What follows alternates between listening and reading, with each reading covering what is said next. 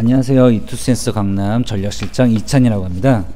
제가 오늘 여러분들한테 오답 분석 시스템에 대해서 설명을 해드리려고 하는데요. 이 오답 분석 시스템을 말씀드리기 전에 먼저 이 부분을 한번 생각을 해보시면 좋을 것 같아요.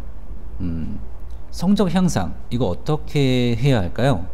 당연히 내가 알고 모르는 거 파악해야 되는 거고, 내가 틀렸다면 왜 틀렸는지에 대한 분석은 당연히 필요할 거라고 생각해요. 여러분들이 정말 많이 하는 오답노트, 오답노트를 작성하는 거를 봤을 때 어떤 것들을 많이 보게 되냐면 그 문제 하나 이런 부분들만 정리가 되어 있어요.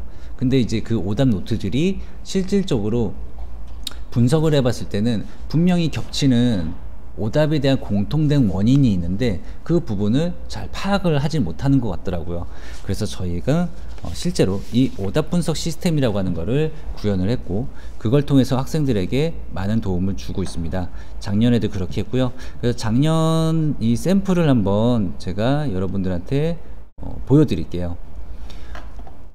실제 요거는 이제 작년 6평 그 이제 시험 보고 나서 이제 피드백을 한 건데요.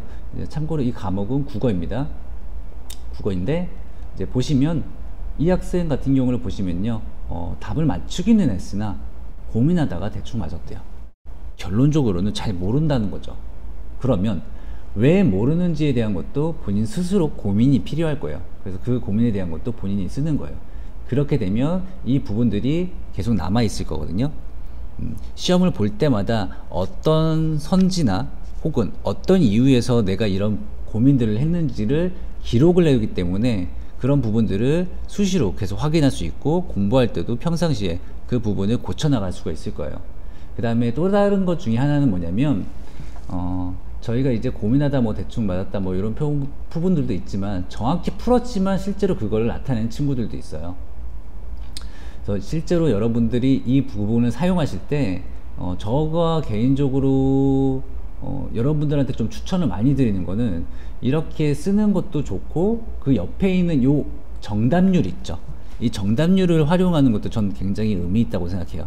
왜냐면 명확하게 차이가 엄청 크면, 예를 들어서 여기 16번처럼 정답률이 1번 76%나 이렇게 차지를 한 거라면은 크게 어려운 문제는 아닐 거라고 생각이 듭니다.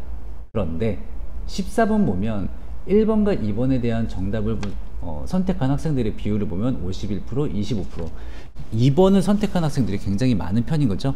그러면 저 문제는 분명히 헷갈려 했을 수 있을 것 같아요. 매력적인 오답이 되는 거거든요. 그럼 정답과 매력적인 오답의 차이는 무엇인지도 명확하게 구별하는 공부는 필요할 거라고 생각이 들어요. 단순하게 내가 이게 그냥 헷갈렸다가 아니라 저 선지까지도 같이 공부할 필요가 있는 거죠.